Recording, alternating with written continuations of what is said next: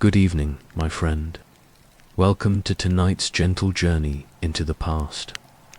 Maybe you're listening while the day winds down, perhaps lying in bed, or maybe you're simply letting the weight of history keep you company for a while. Wherever you are, I invite you to settle in.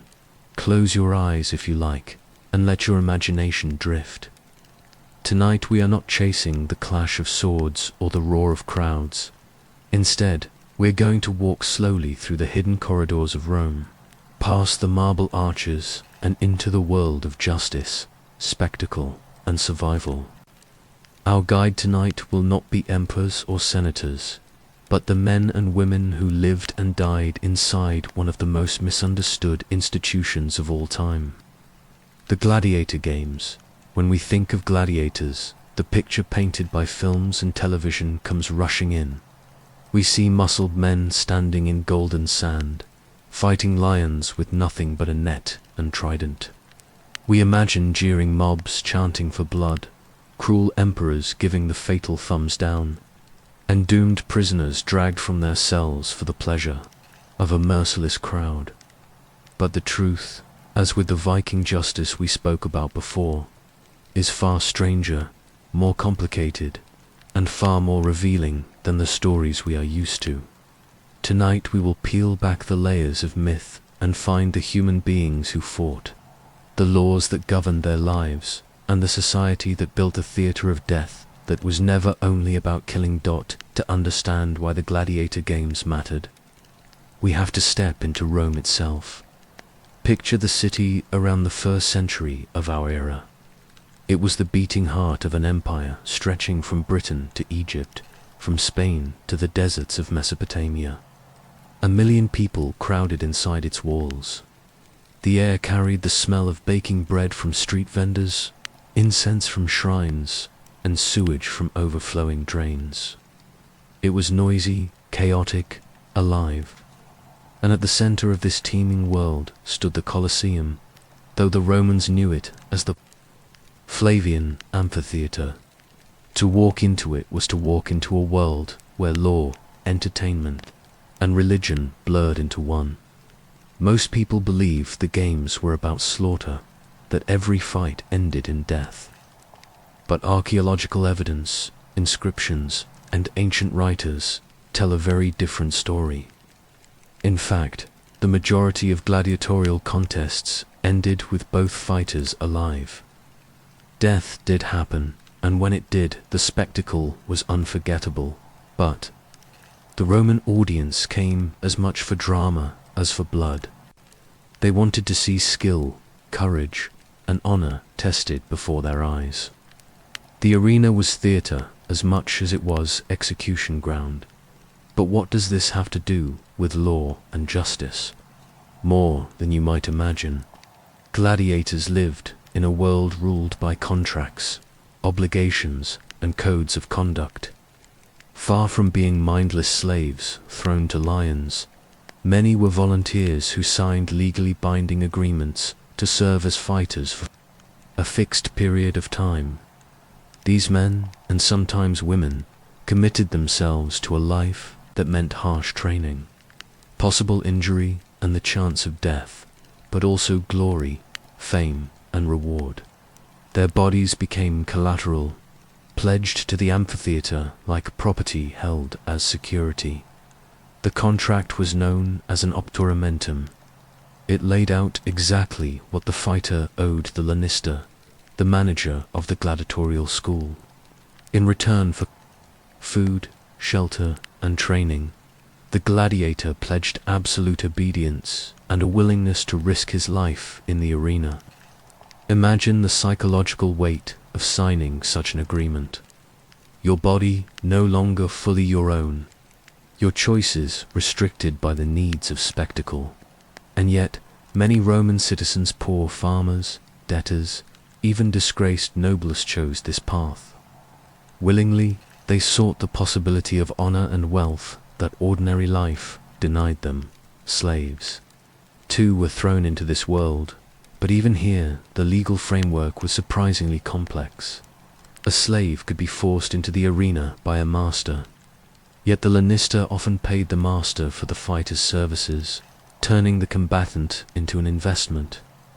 Training a gladiator was expensive, and no manager wanted to waste that investment carelessly. That is why death in the arena was far less frequent than we imagine. The games operated as a strange balance between profit, entertainment, and honor. Too much killing and the lanista lost money. Too little spectacle and the crowd grew restless. Justice, in this setting, was not blind. It was calculated, practical, and deeply tied to the survival of the system itself. The fights themselves were not chaotic brawls. They were governed by strict rules and traditions that the crowd understood. Different classes of gladiators carried different weapons, each pairing carefully designed to test contrasting strengths. A heavily armored Murmillo with sword and shield might face a lightly equipped Ricciarius with net and trident. The outcome was uncertain, but the structure gave the fight meaning. Breaking the rules could bring punishment not just from the lanista, but from the community of gladiators themselves, who took pride in their craft. To cheat, to fight dishonorably, was to stain one's reputation permanently. We often imagine the emperor casually signaling life or death with a wave of the hand. The famous thumbs-down gesture, immortalized in art and cinema, may not even have existed in the way we picture it. Ancient sources are vague, and the reality is that decisions were shaped by custom, the will of the crowd, and the financial interests at stake. A gladiator who fought bravely and gave the audience a thrilling display was often spared, even in defeat. The idea was not only to punish or kill, but to create a story, to let the audience feel they had witnessed the unfolding of fate itself. Gladiators, in this way, became living symbols of Roman values: courage, endurance, loyalty to oath. These were qualities Romans claimed to admire, and the arena put them on display in a way that both inspired and controlled the masses. The poor citizen, watching from the cheap seats, might feel both terror and admiration, reminded of his own duty to the empire.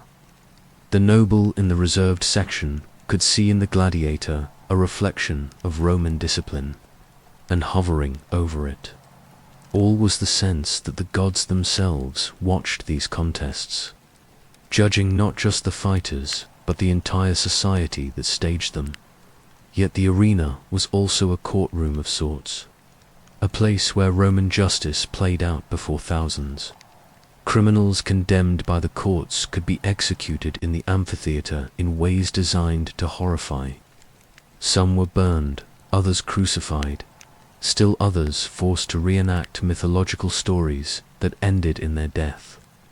To modern minds, this sounds monstrous, but to Romans, it was part of the same logic that governed the ordeal in Viking culture.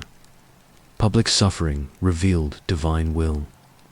The people did not only see punishment, they saw justice served, order restored, and the gods appeased.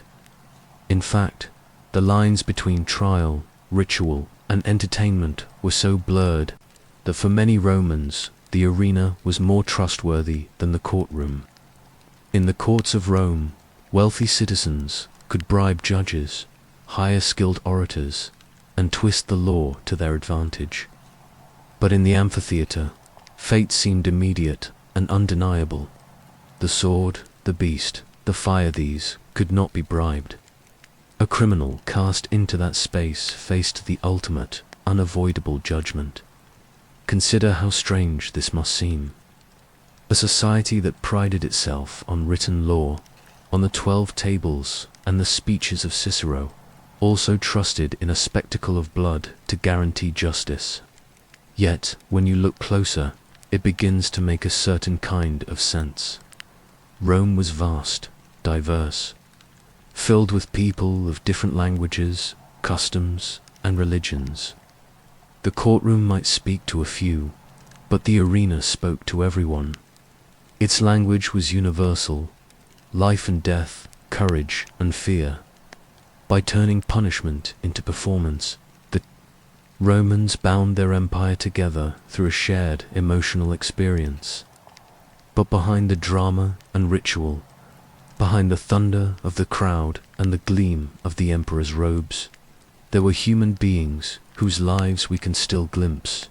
Inscriptions found on tombstones speak of gladiators who won dozens of fights, who were honored with banquets, who earned freedom and became trainers themselves. We hear of men who fought so bravely that the crowd showered them with gifts, or women who took the stage and shocked Roman sensibilities by proving themselves just as fierce.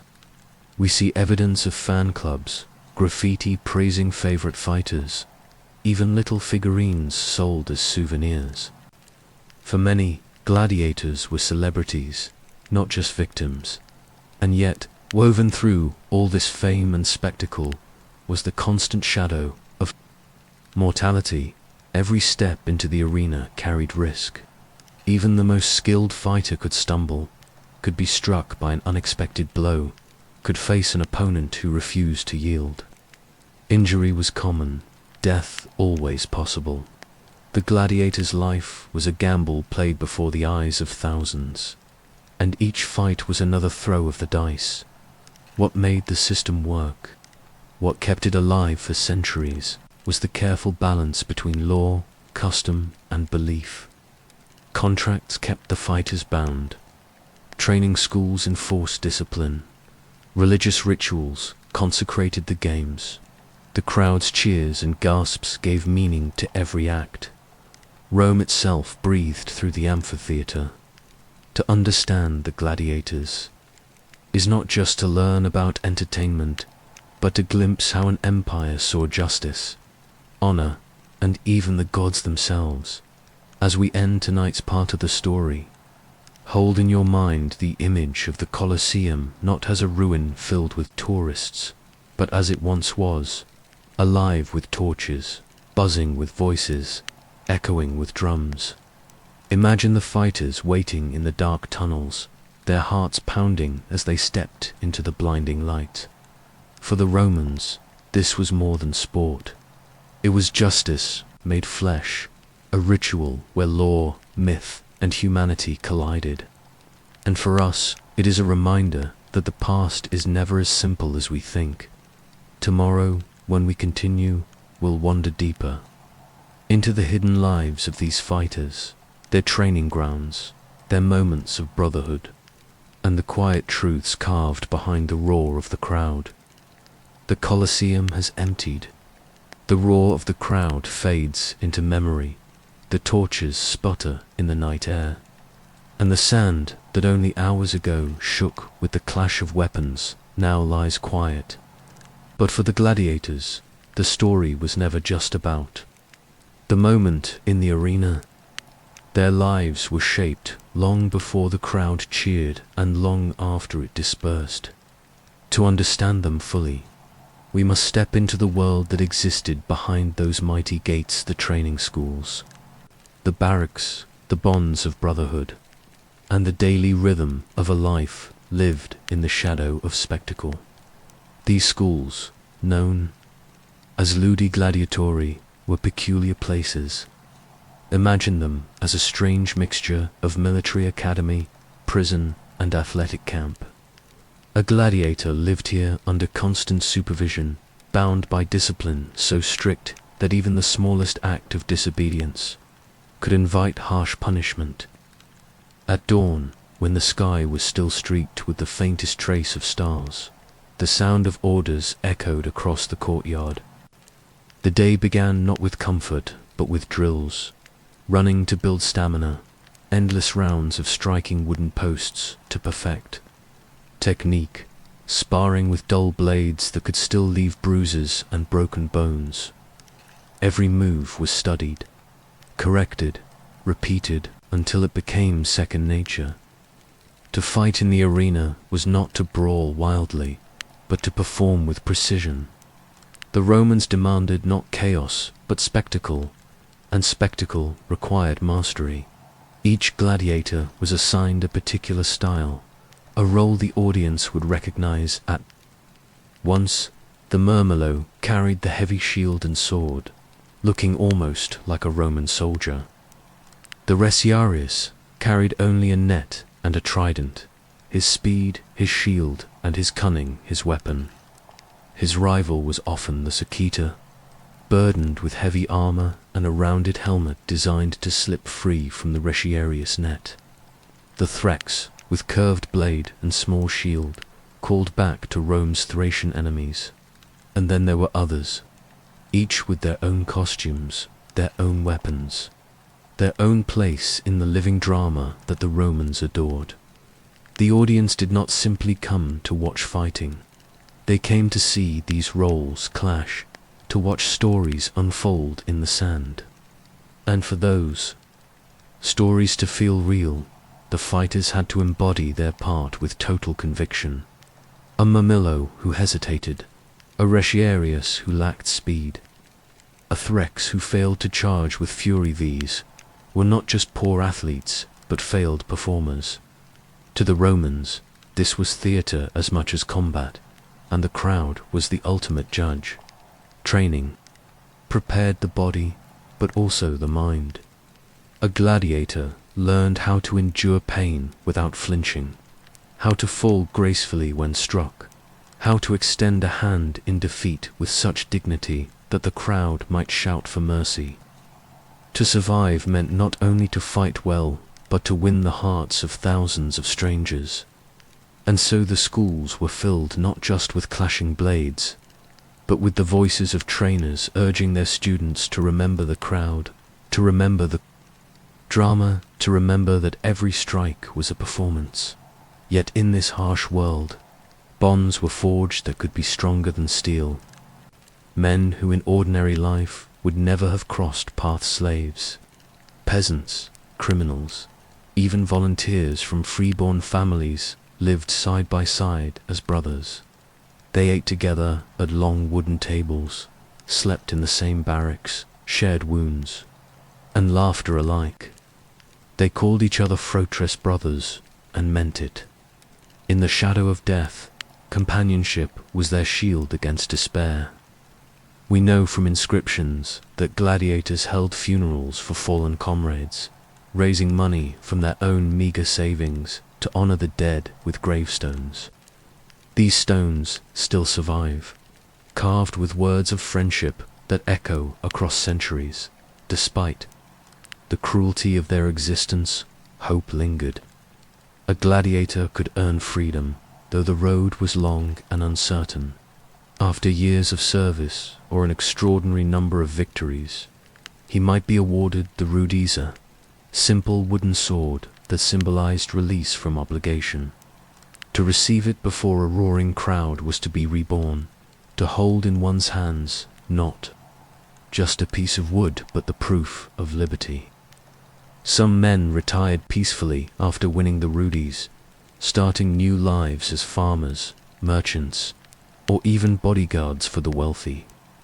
Others chose to remain in the world of the arena as trainers, unable or unwilling to leave behind the life that had defined them. But the journey to freedom was brutal. The schools were run by Lannister, the managers who owned the fighters' contracts. They invested heavily in training, food, and equipment, and in return demanded obedience without question. Disobedience could mean whippings, shackles, even death. The most famous act of defiance, of course, came when a group of gladiators under Spartacus broke free in 73 BCE, armed with little more than kitchen knives and stolen weapons. They stormed out of their school and began a rebellion that shook Rome itself. For 2 years they led tens of thousands of slaves and fugitives in open war against the legions of the Republic.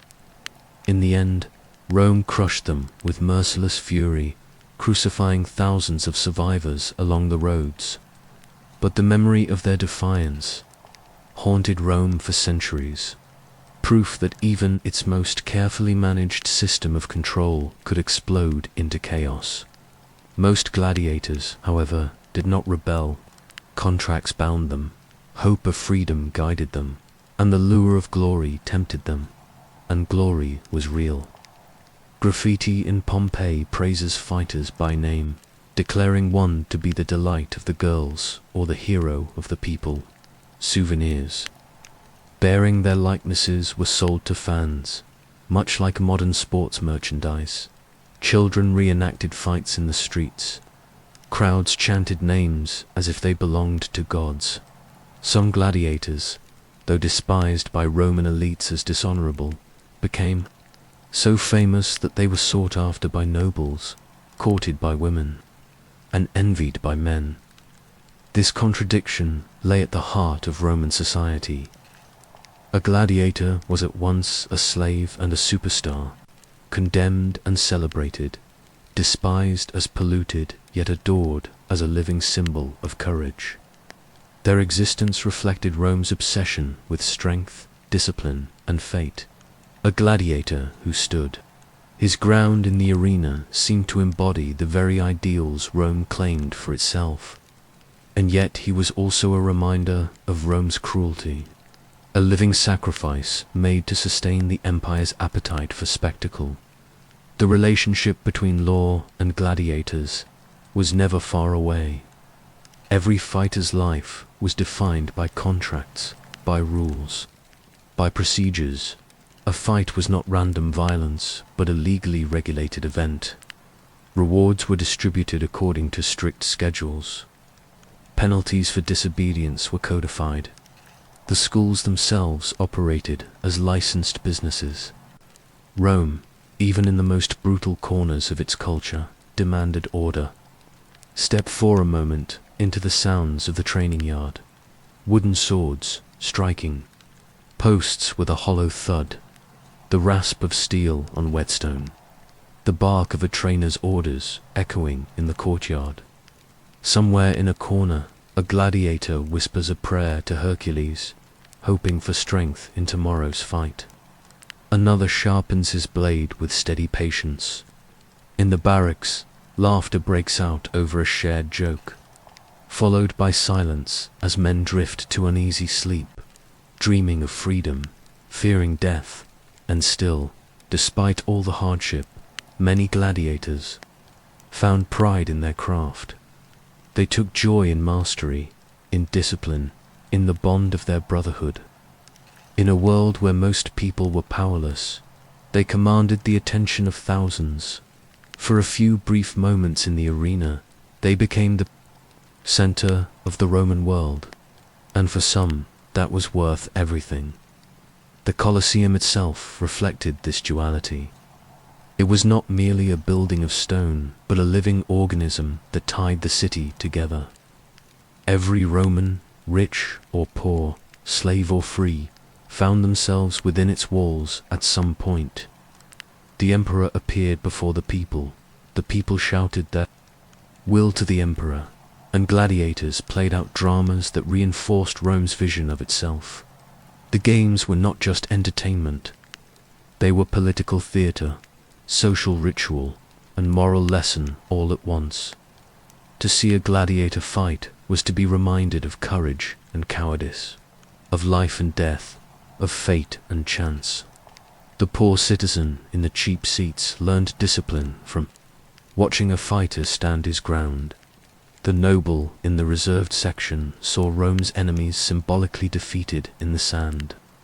The emperor, presiding over it all, reminded the people that he controlled not only law and army, but life and death itself. So when we look back at the gladiators, we must see more than blood and sand. We must see men who trained with relentless discipline, who forged bonds of friendship in the harshest conditions, who dreamed of freedom and sometimes found it, who became both despised slaves and adored heroes. Their lives were not simple tragedies, nor were they mere entertainment. They were woven into the very fabric of Roman society, carrying its values, contradictions, and obsessions in their flesh. As part 2 of our journey draws to a close, imagine the training school as the sun sets. The men sit together at long tables, eating their coarse bread and barley porridge.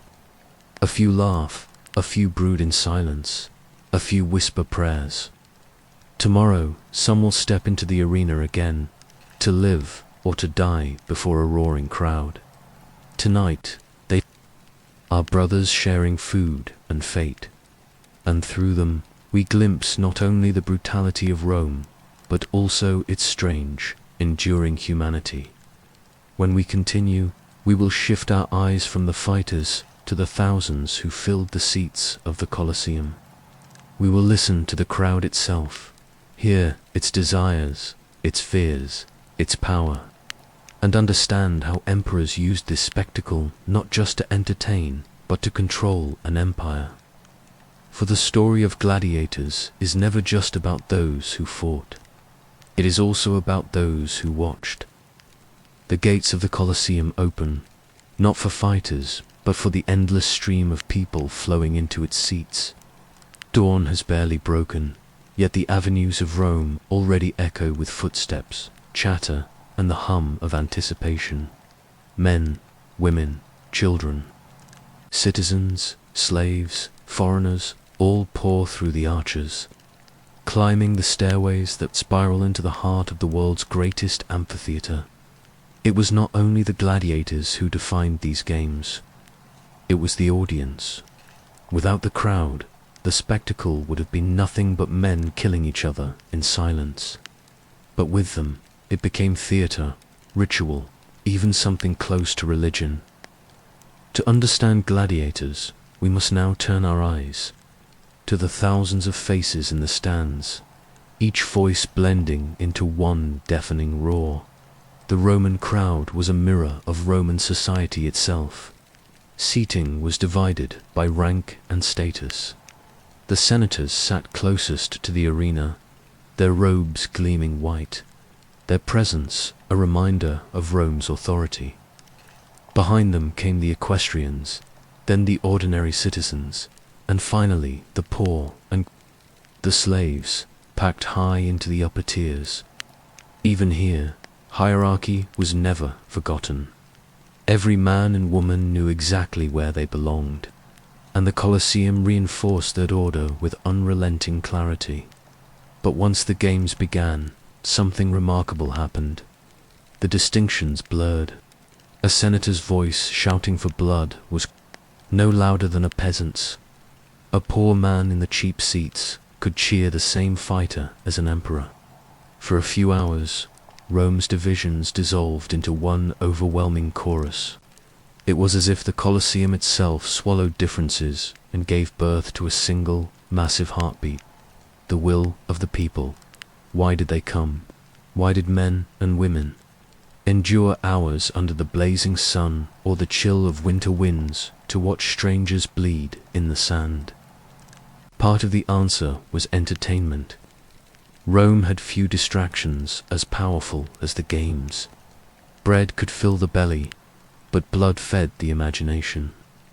The crowd came to feel what daily life denied them: danger, passion, triumph, and the raw edge of death. The Colosseum was a place where emotions ruled. Fear, pity, joy, anger rose and fell like waves. When a gladiator stood wounded, raising his arm in appeal, the entire audience felt the weight of choice. Should he live? Should he die?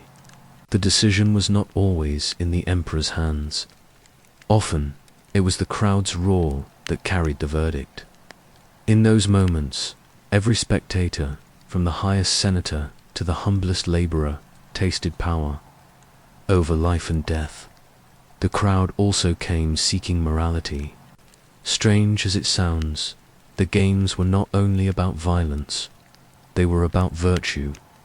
A gladiator who fought bravely, who endured pain without flinching, embodied the Roman ideals of courage and discipline. Even in defeat, such a man might win mercy, not because of pity, but because he had lived and fought as a Roman ought to. For the spectators, this was a lesson. To watch courage in the arena was to be reminded of the courage expected in war, in politics, in life. Yet beneath this noble surface, the games also revealed Rome's darker hungers. People cheered not only for bravery but for death. The sight of blood excited them, the thrill of danger drew them back, the spectacle of human struggle fed something primal. Philosophers like Seneca criticized this, warning that the games corrupted the soul. But the masses could not stay away. Violence was addictive, and Rome had made it public, legal, and spectacular. For the emperors, this was both opportunity and danger. They knew that a satisfied crowd was a loyal crowd, and an angry crowd was a threat to stability. To provide games was to provide peace. The poet Juvenal called it panem, et circenses, bread and circuses. Feed the people, entertain them, and they will not rise in revolt. The emperors understood this well. Lavish games, filled with gladiators, wild beasts, and extravagant displays, were not simply gifts. They were tools of control. Consider the grand festivals, when an emperor would step into the Colosseum, greeted by thunderous applause. By sponsoring games, he reminded the people of his generosity, his wealth, his power to give them joy. The games were political theater, staged to bind ruler and rule together in a single moment of shared spectacle. But this bond was fragile. The crowd could turn against an emperor just as quickly. If the games were poor, if the fights seemed dull, if the people felt cheated of spectacle, boos would echo through the stone arches. Once, during the reign of Emperor Commodus, the people mocked him openly when his performance as a gladiator appeared ridiculous. Another time, an emperor's refusal to grant mercy in a popular fighter's case led to unrest. To rule Rome was to rule the games, and failure in the arena could mean failure in politics. The crowd was not passive. They demanded, they roared. They guided the rhythm of the day. A gladiator who stood his ground with courage could feel their love like a storm at his back. A coward who faltered could feel their scorn like daggers. And for the emperors, every cheer was both reassurance and warning. A reminder that Rome's people were as fierce and unpredictable as the fighters in the sand. The rituals of the games reinforced this sense of shared destiny. Trumpets sounded, the gates opened, the fighters emerged in procession, and the people cheered their chosen favorites. Bets were placed, food was shared, gossip spread from tier to tier. The Colosseum became a city within a city, alive with energy, binding tens of thousands into a single mass of flesh, voice, and will. And then, in the climactic moments, silence could fall. A fighter stood wounded, blood staining the sand, eyes turned toward the emperor. The crowd held its breath. The fighter raised a finger, appealing for mercy. All eyes turned to the ruler, but the emperor listened not only to his own heart. He listened to the roar of the people. If they demanded mercy, he often granted it. If they demanded death, he often obliged. The crowd did not merely watch, they judged. They commanded. They decided. In this way, the Colosseum was not simply entertainment. It was a mechanism by which the people's voice was heard and by which emperors measured their own power. The games were both a gift and a test, a spectacle and a negotiation. The crowd, for all its hunger for blood, was a political force, and emperors ignored it at their peril. But beyond politics and control, there was something deeper. The games gave Romans a way to confront death itself. In a world without modern medicine, where disease, war, and accident claimed lives daily, death was always near. In the arena, death was brought into the open, faced head-on, and made into ritual. To watch a gladiator die bravely was to be reminded that death could be met with dignity. To see him falter was to see shame. For the people of Rome, the games were not an escape from reality. They were a magnified version of reality itself. As the sun set and the crowd poured out of the Colosseum, their emotions lingered. Some left elated, having seen their favorite fighter triumph. Others left sorrowful, mourning the loss of a man they had cheered. Children replayed battles in the streets, swinging sticks like swords. Gossip spread across taverns and markets. The games were not confined to the arena. They spilled into daily life, into conversation, into memory. The Colosseum itself stood as a reminder of Rome's greatness. Its arches framed the sky, its seats held tens of thousands, its presence dominated the city. To attend the games was to be part of something larger than oneself, to share in the collective heartbeat of the empire. For the poor man in the upper tier, it was a taste of belonging. For the noble in the lower seats, it was a stage to display status. For the emperor in his box, it was a theater of power. The roar of the crowd was more than noise. It was the voice of Rome. It shaped the fates of gladiators, tested the will of emperors, and defined the rhythm of Roman life. Through cheers and jeers, mercy and condemnation, joy and sorrow, the people of Rome revealed themselves not only as spectators, but as participants in the grand spectacle of their civilization. And so, the story of Gladiators is incomplete without the story of the crowd. For every strike of the sword, every drop of blood, every moment of courage or fear was magnified 1,000-fold by the eyes that watched. Without the roar of the people, the arena was only sand and stone. With it, it became the beating heart of Rome. As we continue, we will look still deeper beyond the fighters and the crowd to the emperors themselves. We will see how they used the games not only to entertain, but to shape politics, to mold loyalty, and sometimes even to disguise cruelty.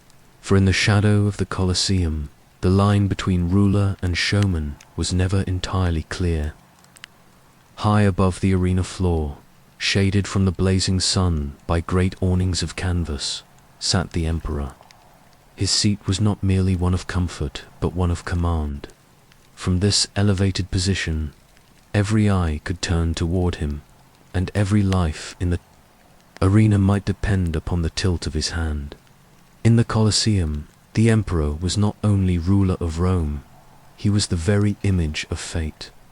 But the emperors did not come to the games only to be entertained. They came to shape the hearts of the people, to bind loyalty through spectacle, to display their generosity, their strength, and even their mercy.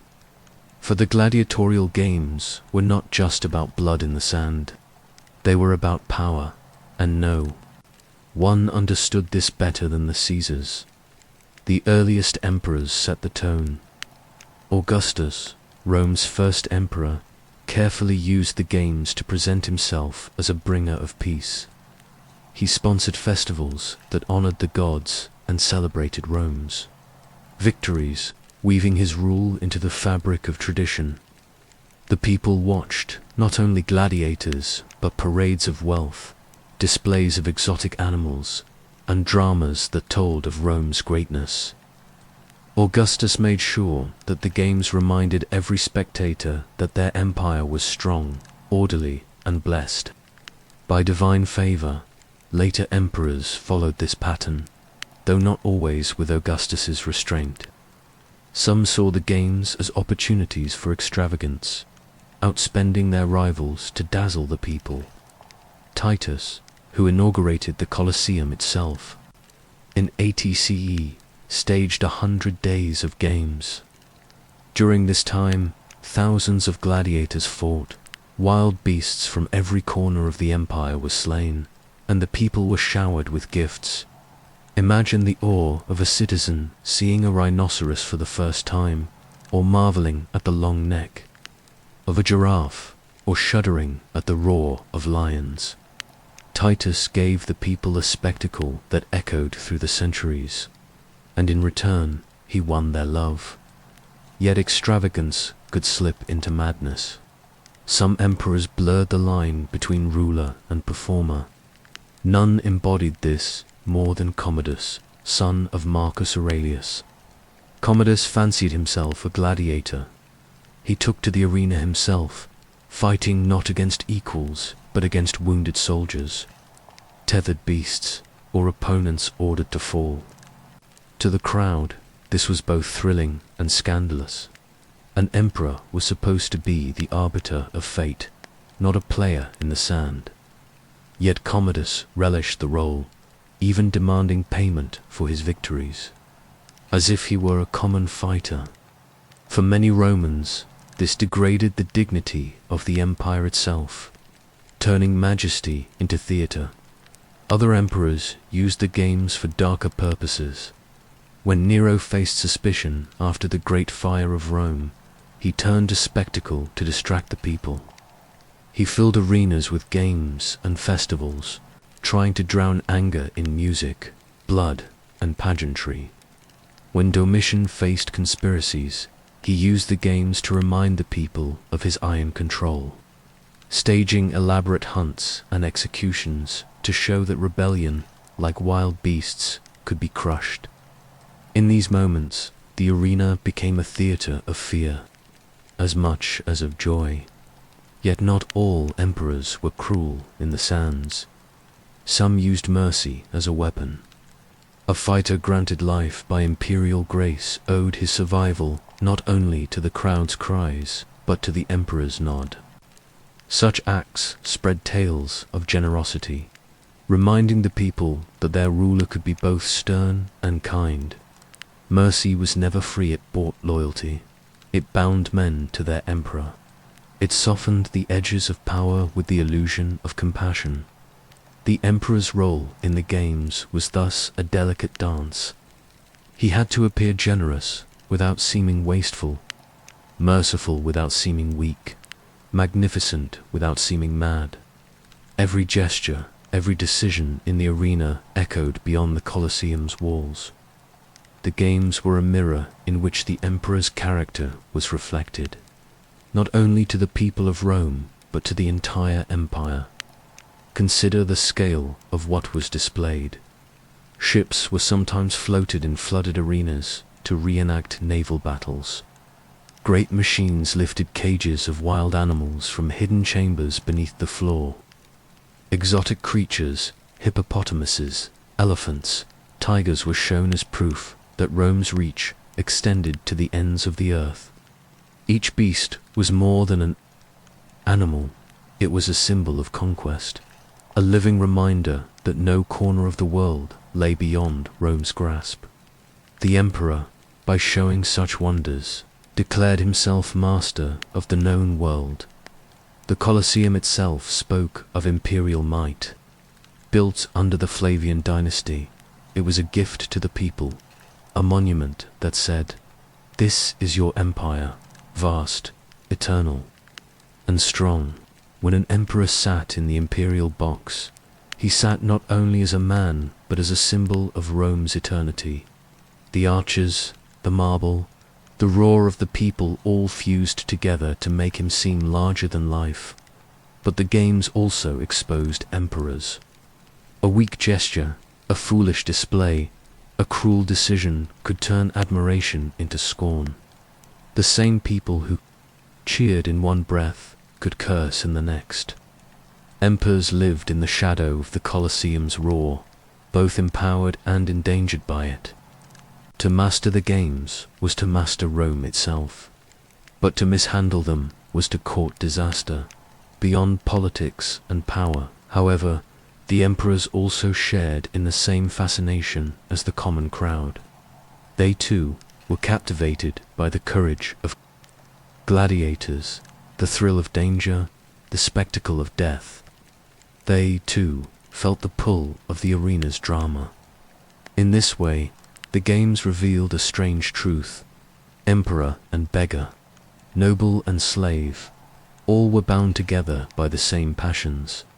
For a few hours, even the ruler of the world sat as a spectator, swept up by the same heartbeat as the poorest man in the highest seat.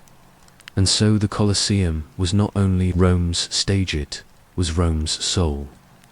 The emperors used it as a theater of power, the people used it as an escape.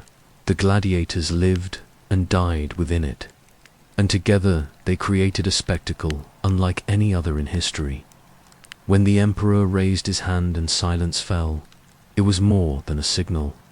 It was the embodiment of Rome itself, disciplined, theatrical, powerful, and always watching.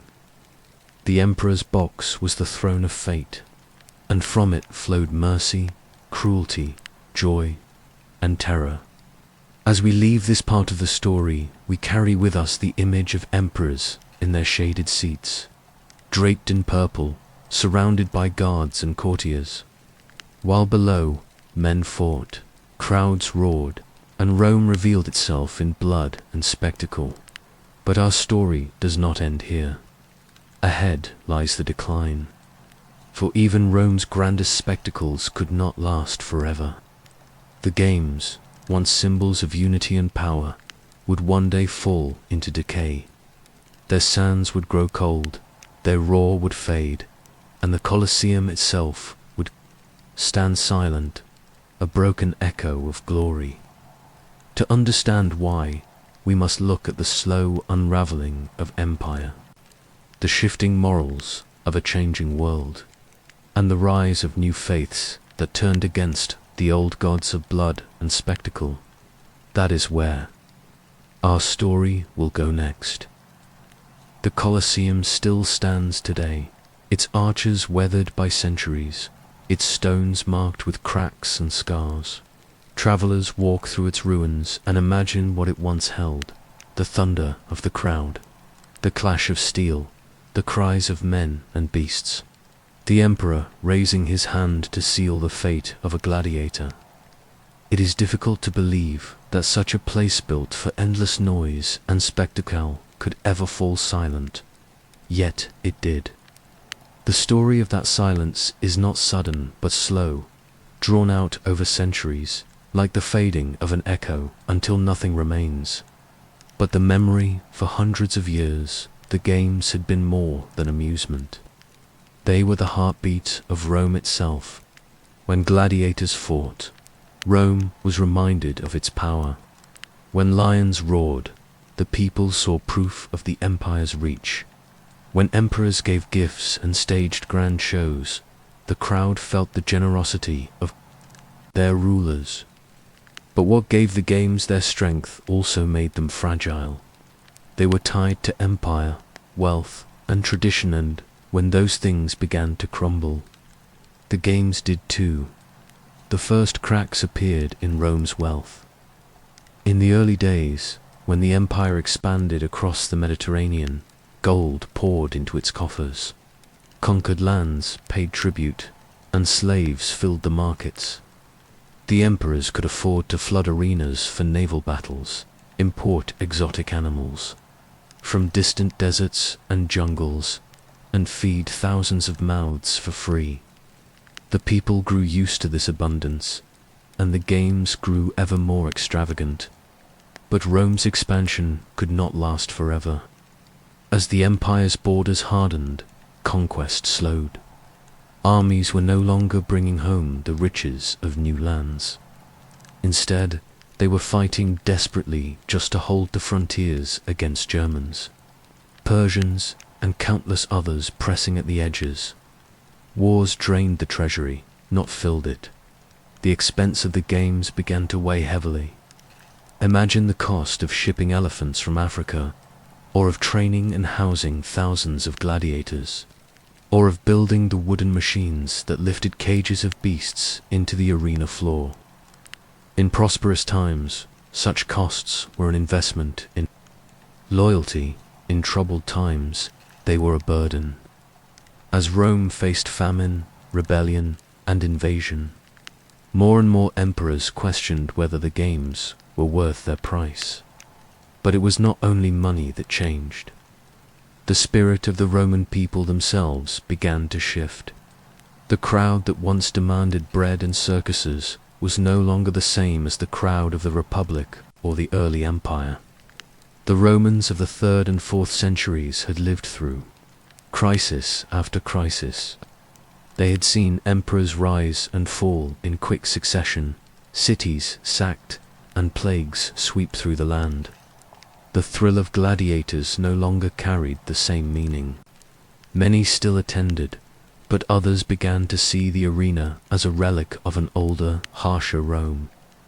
The admiration once felt for gladiators, the sense that they embodied discipline, courage, and Roman strengths lowly gave way to unease. To some, the games looked like cruelty disguised as tradition, and into this changing world came a new faith. Christianity, born in the eastern provinces of the empire, spread steadily across cities and villages. At first, Christians were persecuted, hunted, and even thrown into the arena themselves. But persecution could not stop their growth. Their message was too powerful, too different from what Rome had known. It offered hope, not in empire or spectacle, but in a single God, in forgiveness, and in eternal life. Where the old games exalted power, conquest, and death, Christianity exalted mercy, humility, and the sanctity of life. The clash was inevitable. The gladiatorial games glorified the shedding of blood for entertainment. Christianity declared such acts sinful. Sermons rang out condemning the arena, calling it the devil's temple. Bishops urged their followers not to attend, not to stain their souls with the sight of slaughter. The very sand that had once been sacred to Rome became sacred in another way, for it had been soaked with the blood of Christian martyrs. Stories spread of men and women who had faced lions and swords, not as entertainers, but as witnesses of their faith. To the Christian imagination, the Colosseum was not a stage of glory, but a place of sacrifice. The emperors, too, began to feel the change. Constantine, the first to openly embrace Christianity, did not abolish the games outright. Tradition still held sway, and the people still craved spectacle. But he discouraged them, preferring to host festivals that honored the new faith. Under his successors, the games dwindled further.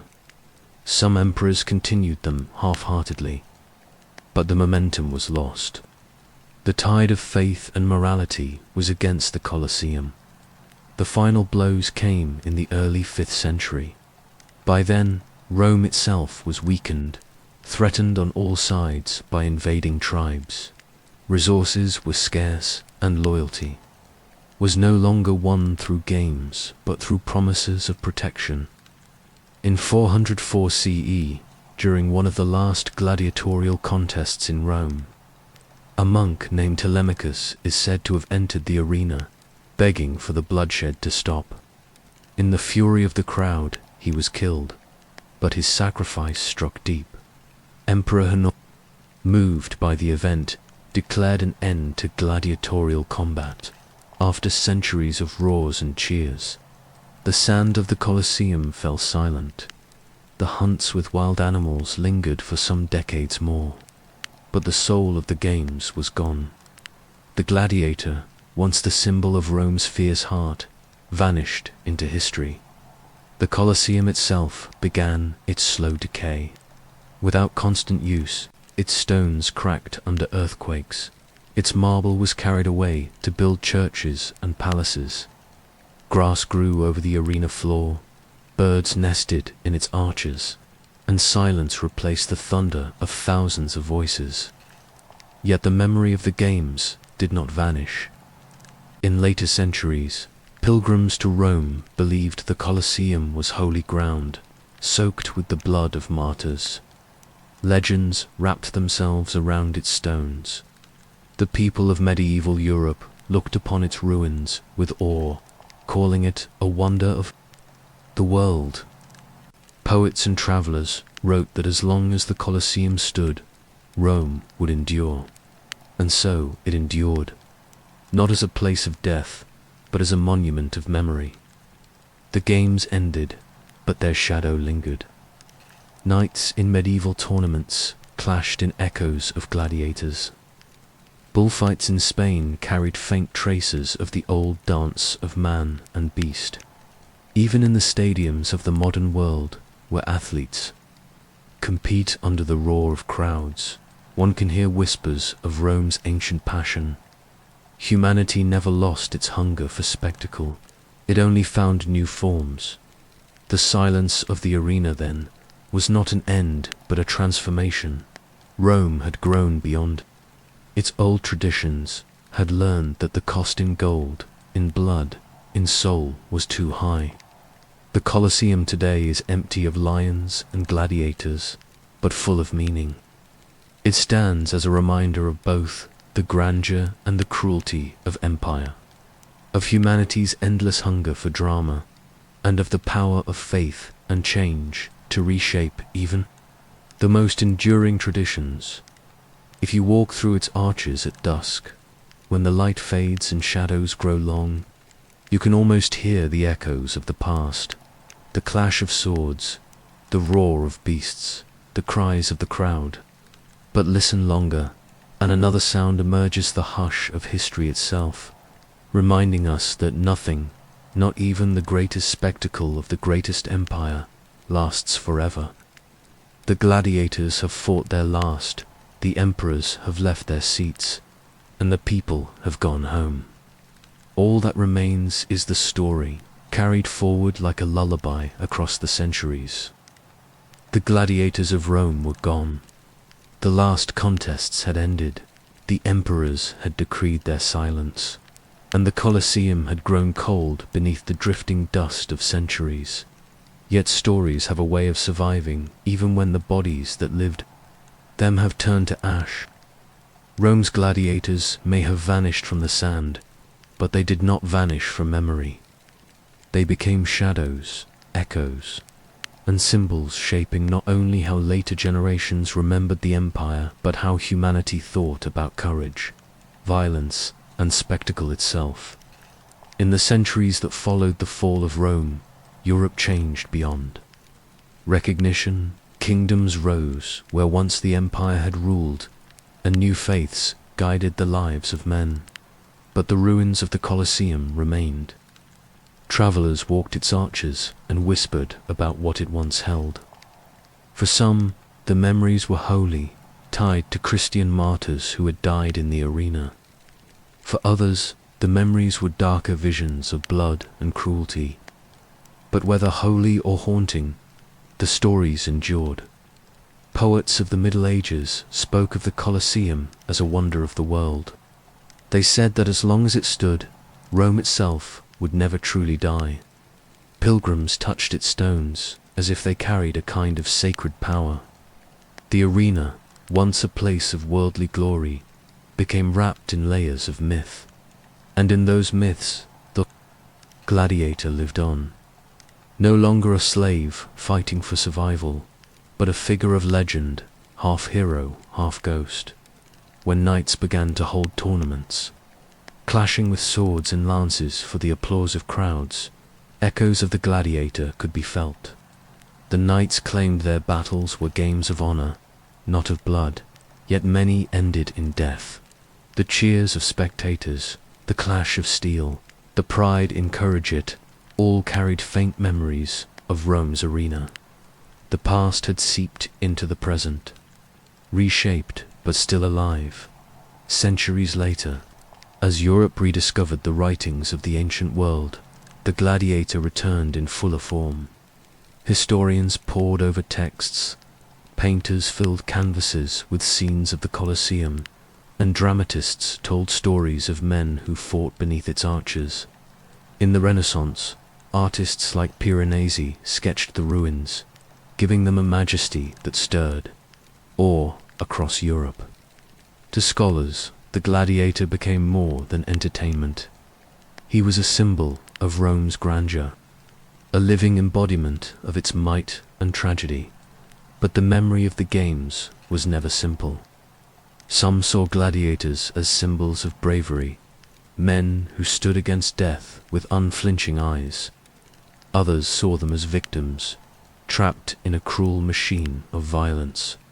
Both visions were true, and both lived on side by side. The gladiator became whatever a society needed him to be: hero, martyr, or warning. In the modern world, the gladiator has never really left us. Theaters and films have returned to his story again and again, filling screens with roaring crowds and duels in the sand. From the paintings of the 19th century to the blockbusters of the 21st, the figure of the gladiator fascinates us still. Why? Perhaps because he represents something universal. He is the man who faces death before an audience. He is the individual caught in the spectacle of the crowd. He is courage and cruelty entwined. He is the cost of entertainment written in flesh and blood. Even in sports today, echoes of the arena can be felt. When athletes step into a stadium filled with tens of thousands of voices, they are not fighting to the death, but the rhythm is familiar. The roar of the crowd, the tension before a contest, the demand to prove oneself before an audience, all of it belongs to a story that began in Rome. The stadiums of our age may not drip with blood, but they are children of the Colosseum nonetheless. The story of the gladiators, then, is not only about the past. It is about how memory reshapes itself, how legends survive even when the world that created them has vanished. Rome's arenas are empty, but the idea of the gladiator still walks beside us. He appears in our art, our stories, our games, and our very idea of what it means to face struggle with courage. And if you walk through the Colosseum today, in the hush of evening, you may feel it too. The stones are silent, the sand is gone, the arches are broken, but the air still hums with memory. Somewhere in the long corridors, you can almost hear the faint beat of a drum, the rattle of chains, the cheer of a crowd. The ghosts of the gladiators have not left. They live on, not in flesh, but in story, for stories are stronger than stone. Empires rise and fall, but stories travel across time. The gladiator's sword is rusted, his shield broken, but his tale endures. It endures because it speaks to something at the heart of humanity's, the will to endure, the courage to stand, and the endless hunger of crowds to see themselves reflected in struggle. And so, the gladiator lives, not as he once did under the hot sun of Rome, but in the imagination of all who hear his story. He has become larger than life, a figure of legend whispered across centuries. The Colosseum may be in ruins, but in the rhythm of history's lullaby, his footsteps can still be heard. Centuries passed. The Colosseum stood as a ruin, half crumbled yet unbroken, a reminder of a world that had fallen away. Grass grew in its cracks, goats grazed in its shadow, and its stones were carried off to build churches and palaces. And yet, though the empire had ended and the gladiators had vanished, the idea of them never truly died.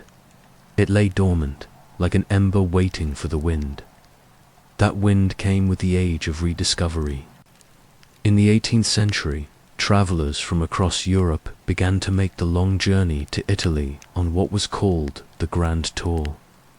These young nobles, poets, and thinkers came not to fight, but to see with their own eyes the ruins of Rome. The Colosseum stood before them like a vision from another world.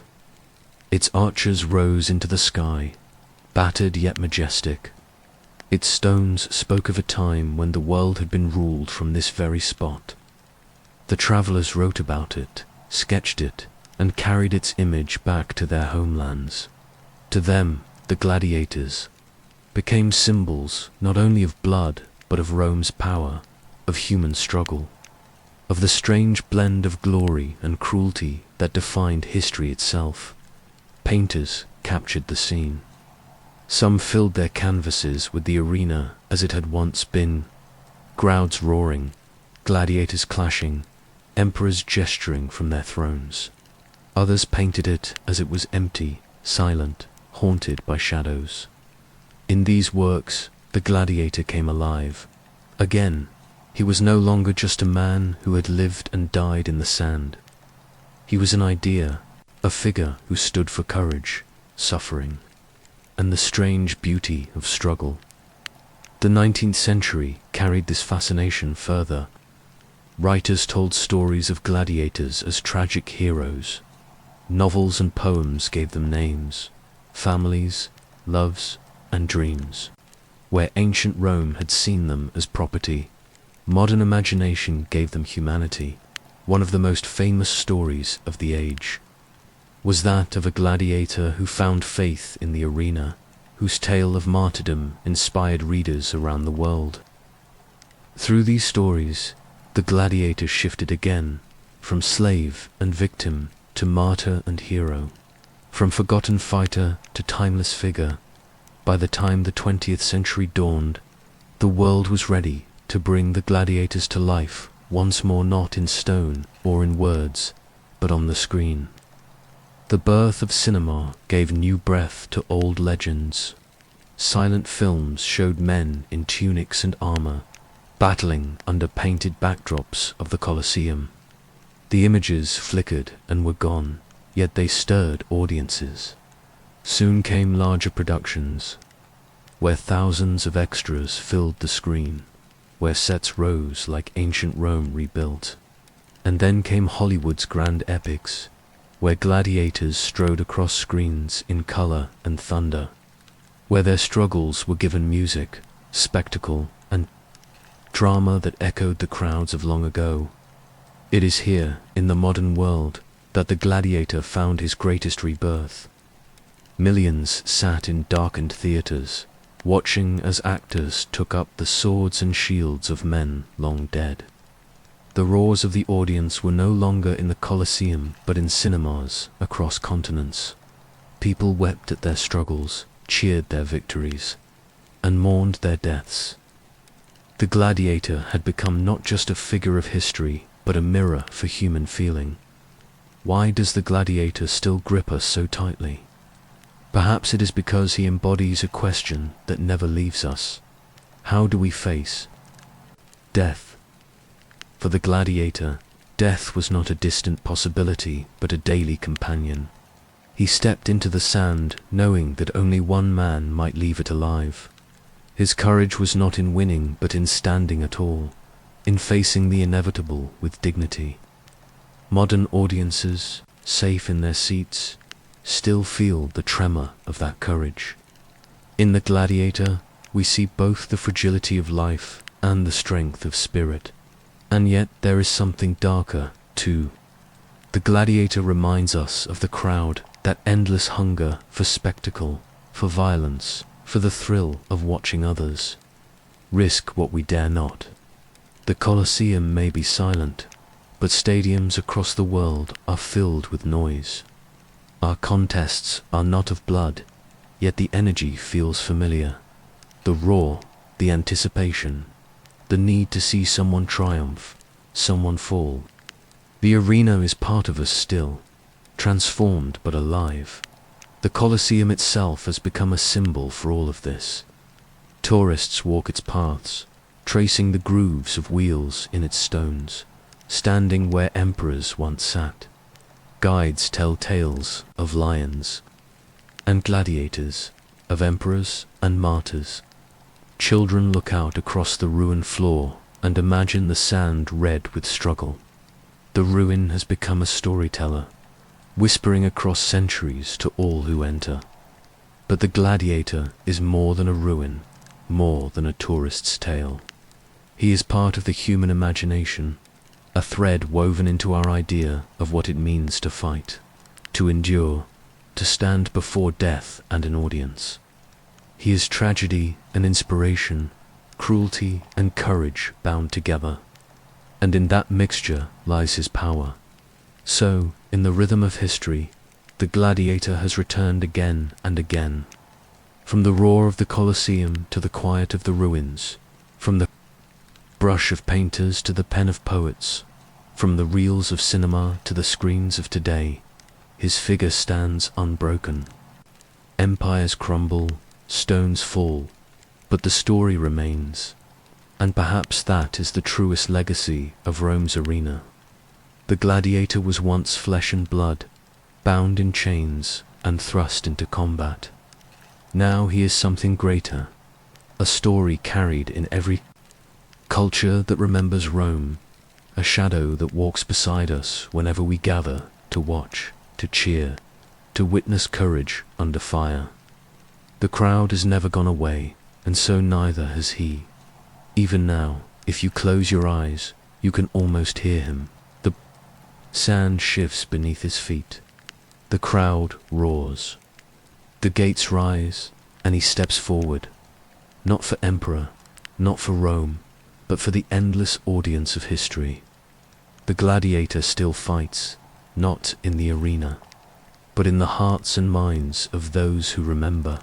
And as the night deepens, as the story settles like a lullaby, one truth remains. The gladiator's tale is never finished. It is retold in every age, reshaped by every voice, carried forward like a torch through the dark. The Colosseum may be empty, but the story is full. The gladiator walks on, forever alive in memory, forever stepping into the sand of time.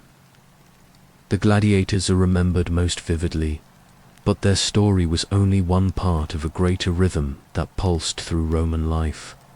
Behind the swords and the sand, behind the roars of the Colosseum, there was a deeper truth. The games were never just games.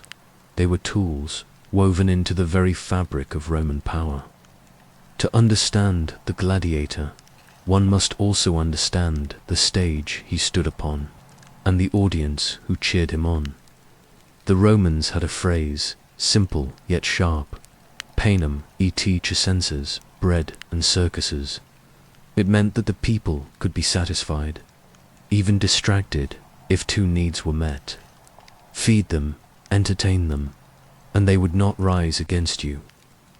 The phrase was a warning written in satire, yet it became the quiet policy of emperors. Food for the body, spectacle for the soul, and silence for rebellion. The Colosseum was not merely an arena, it was a theater of power. Every contest, every spectacle was a message. When the emperor appeared, when he gave a nod to spare or condemn, the people saw not just a ruler, but a godlike arbiter of life. The games reminded Rome who commanded and who obeyed. They reminded citizens that their empire was vast, rich, and unshakable. Exotic beasts from Africa and Asia were paraded in the sand, slain before cheering crowds. These were not just animals. They were symbols of Rome's reach, proof that the empire could tame the world itself. Even the distribution of free bread was part of the show. Crowds gathered not only to watch, but to be fed. Tokens were handed out, loaves distributed.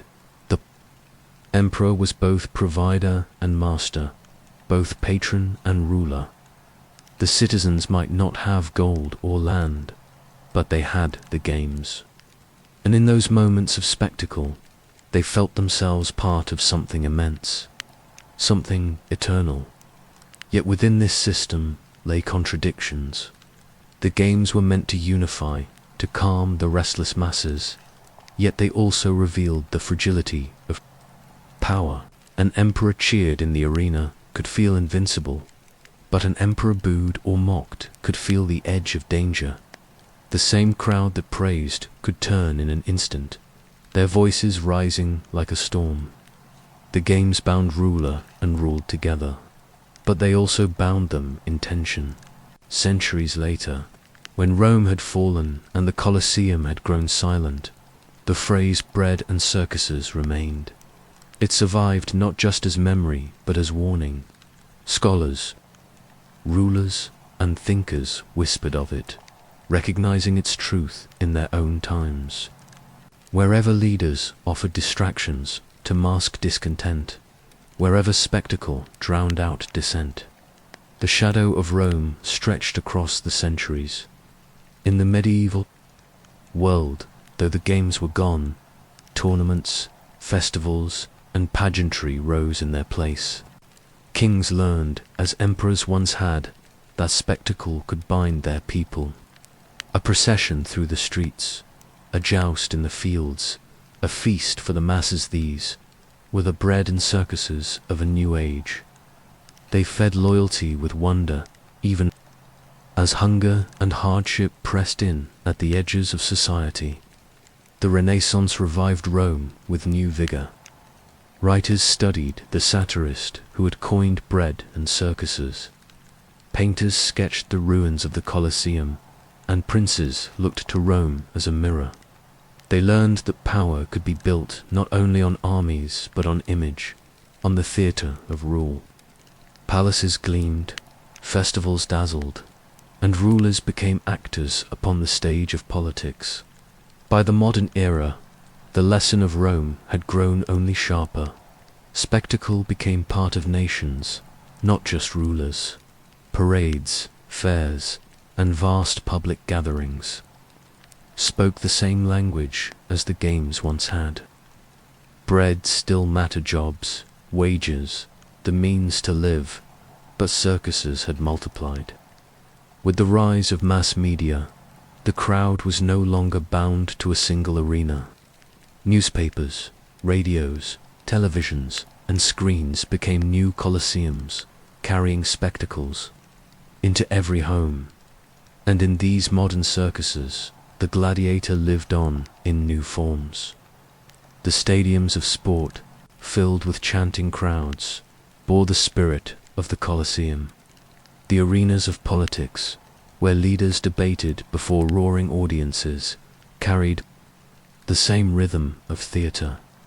Even entertainment, from boxing matches to blockbuster films, echoed Rome's formula: a contest, a struggle, an audience united in the thrill of spectacle.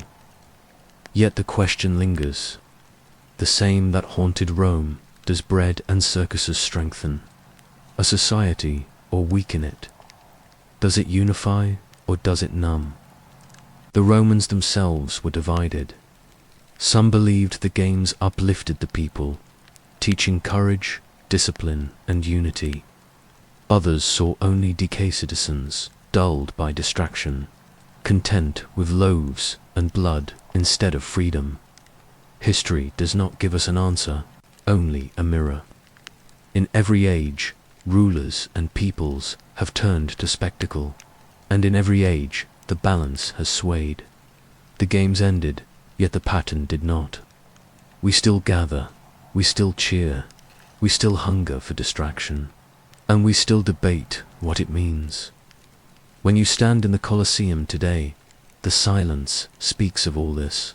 The arches frame the sky, the stones glow in twilight, and the air feels heavy with memory. The arena was never just about gladiators. It was about power, about people, about the endless dance between ruler and ruled.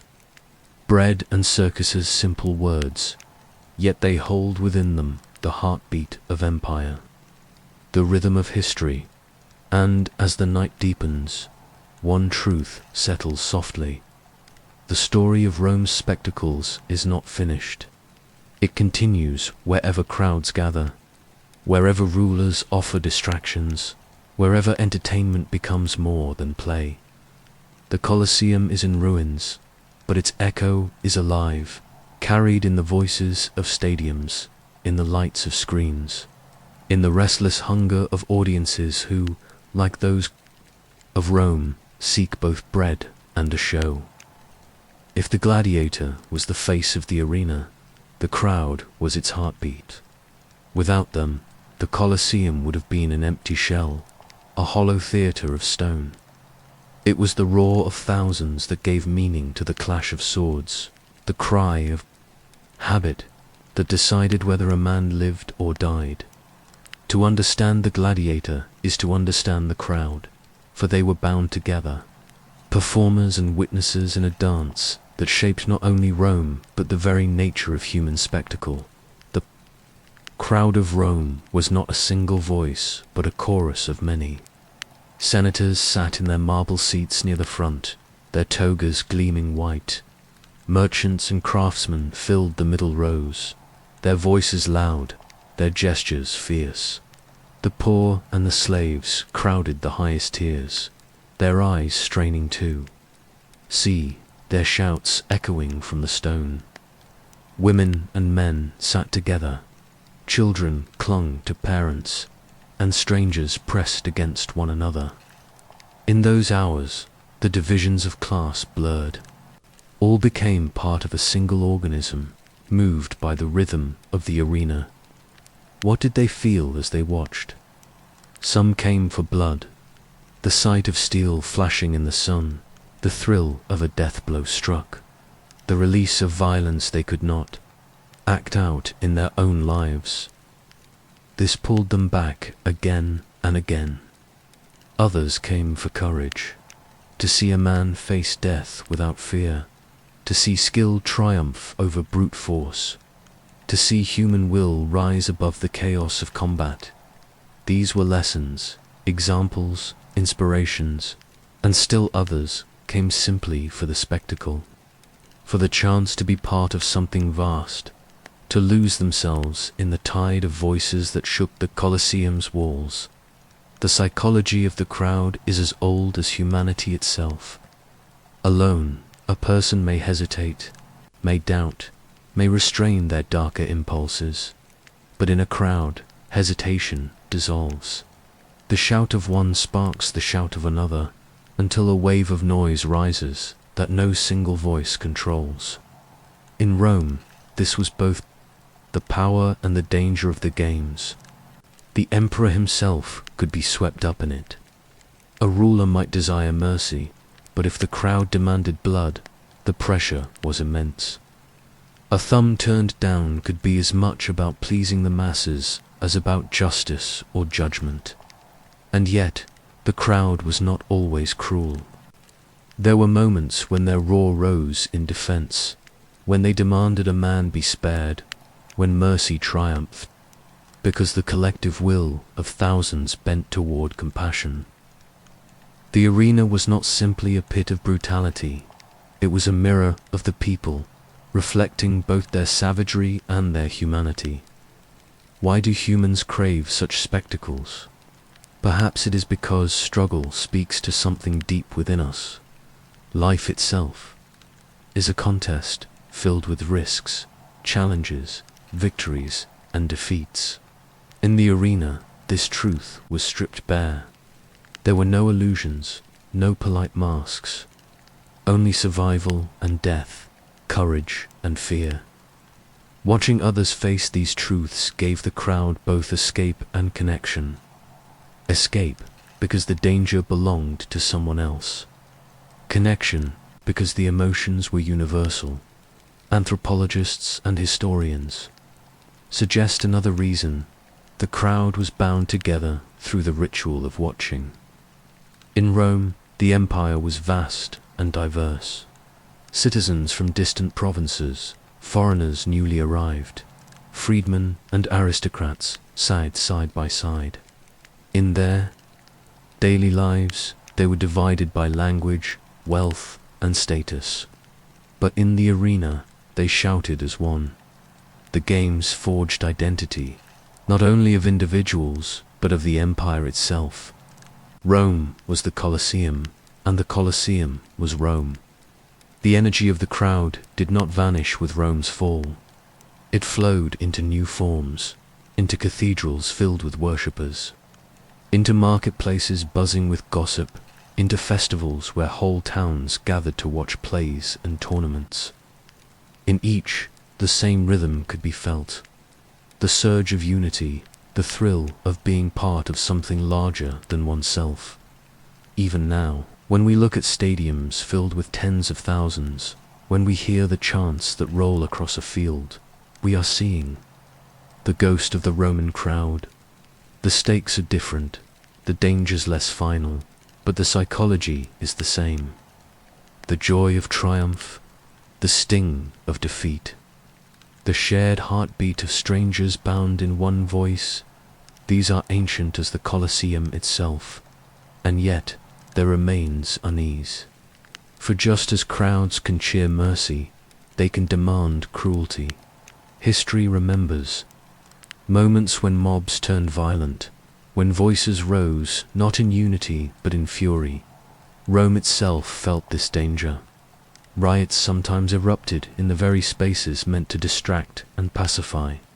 Chariot races sparked brawls that spilled into the streets. Political factions turned the roar of the circus into weapons of influence. The crowd was powerful, but it was unpredictable. Philosophers of Rome feared this deeply. They saw in the arena not only entertainment, but corruption. They warned that crowds, fed on blood and spectacle, might lose the virtues of self-control, discipline, and reason. They feared that citizens lulled by bread and circuses would forget the responsibilities of freedom.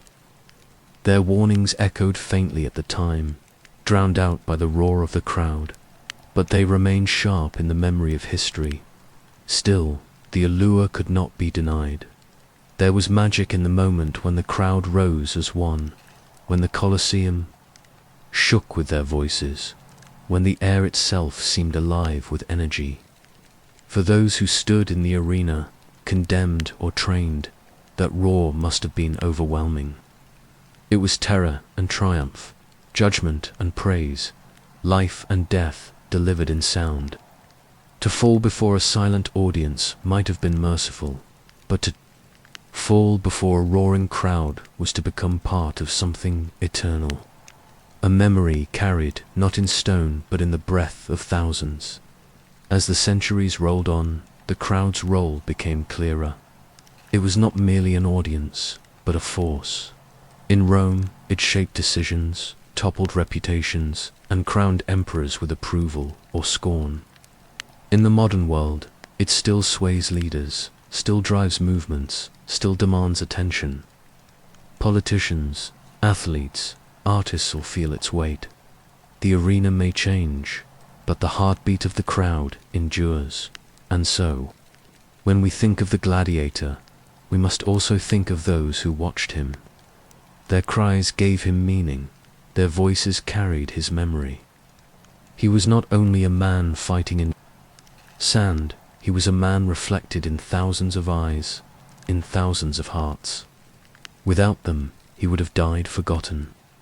With them, he became a symbol that has outlived empires. The Colosseum is quiet now, but if you close your eyes, you can still hear it. The surge of voices, the thunder of applause, the gasp of thousands as a sword strikes home. You can feel the unity of the crowd, the strange blend of joy and horror, of compassion and cruelty. The stones remember because the crowd gave them memory. And perhaps this is the final truth. The gladiator's story is our story, because the crowd was us. In every age, in every place, we gather, we watch, we cheer, we mourn. We are drawn to struggle, to courage, to spectacle, because it reflects the deepest parts of what it means to be human. The gladiator fought in the sand, but the crowd gave him life, and in their roar, carried across centuries, we still hear ourselves. The story of the gladiators has carried us across centuries, from the roar of the Colosseum to the silence of its ruins, from the sweat and steel of combat to the whispers of history. Now we come to the end, not only of their tale, but of the empire that birthed them. For no matter how mighty Rome seemed, no matter how eternal its stones, Time erodes all things. And so the sands of the arena, once soaked with blood and echoing with cheers, grew quiet at last. The decline began slowly, as declines often do. At first the games were as brilliant as ever emperors still staged lavish spectacles, exotic. Animals still thrilled the crowds, gladiators still fought under the sun. But beneath the surface, cracks were spreading. Rome was stretched thin, its borders were vast, its armies weary, its coffers strained. The empire that once fed its people with bread and dazzled them with circuses, now found both growing scarce. Economy and politics were only part of the story. A deeper change was rising within the heart of Rome itself, the spread of a new faith. Christianity, once a persecuted sect, began to grow. Its teachings challenged the very spirit of the games. To revel in bloodshed, to cheer at death, these, the Christians said, were sins against the sanctity of life. Slowly, voices within the empire began to question what once had seemed natural. Was the Colosseum truly glory, or was it cruelty dressed in spectacle? By the 4th century, the tension had grown. Some emperors still clung to tradition, using the games as a tool of power, but others listened to the changing tide. In 325 CE, Constantine, the first Christian emperor, no longer ordered executions in the arena. By the 5th century, laws restricted gladiatorial combat further and further, until the contests ceased altogether. The last recorded gladiatorial fight was in 404 CE, after centuries of blood and sand. The final sword struck, the final man fell, and the crowd roared one last time. Then, silenced at the Colosseum did not vanish. Its stones still stood, its arches still framed the sky. But without the games, it became something else. In time, earthquakes shook its walls, scavengers stole its stones, and nature crept across its ruins. It became a quarry, a fortress, a shrine. Yet even in ruin, it remained a symbol. Travelers gazed at it in awe. Poets wrote of its grandeur. Pilgrims whispered of its ghosts. The arena no longer echoed with steel, but with memory. And what of the gladiators themselves? They passed into legend. Their names were forgotten, their bones scattered, their lives lost to time. But their image lived on, larger than life, too. The medieval mind, the Colosseum was the work of giants. To the Renaissance, it was proof of Rome's greatness. To the modern world, it became a story of struggle, of courage, of the strange beauty and horror of human spectacle. The gladiator became a symbol not of Rome's cruelty alone, but of something more enduring. He became a figure of resilience, of bravery against the odds, of humanity stripped bare before the eyes of thousands. His fight was not only against another man, but against fate itself. And that is why he has never truly left us today. When we stand in the Colosseum, we feel the weight of time. The seats are empty, the arena floor a patchwork of ruins, yet the silence is alive. You can almost hear the roar of the crowd, the clash of blades, the cry of victory and the moan of defeat. The stones breathe memory, and in that memory the gladiator still lives. But the true legacy of the gladiators is not only in the ruins of Rome. It is in us, in every stadium filled with cheering fans, in every stage where performers risk themselves before an audience, in every spectacle that binds us together. The echo of the Colosseum remains. We are still the crowd, still drawn to struggle, still fascinated by courage and danger. The forms have changed, but the rhythm endures. And so, as the story of the gladiators ends, it folds back into the larger story of humanity. They remind us that we are creatures of both cruelty and compassion, of both spectacle and reflection. They remind us that power seeks to control through distraction, but that the crowd always has a voice. They remind us that even in death, courage can inspire, and that memory can outlast stone. The gladiator's fight is over, but his spirit lingers in history, in legend, and in us. His roar is the roar of all who face struggle, all who stand before the crowd of life and fight not only for survival but for meaning. And now, as the night falls on this story, the Colosseum stands silent beneath the stars. Its arches glow faintly in the moonlight, its shadows stretch across the ground, and the air is heavy with echoes. The sand is empty, but the memory is full. Rome has fallen, the games are gone, but the story endures. The gladiator bows one last time, not to emperors, not to crowds, but to history itself. His tale is told. The arena grows quiet, the roar fades, and in the stillness, we hear the truth that has carried across centuries, that though empires crumble and stones decay, courage, memory, and the spirit of the human struggle never truly die.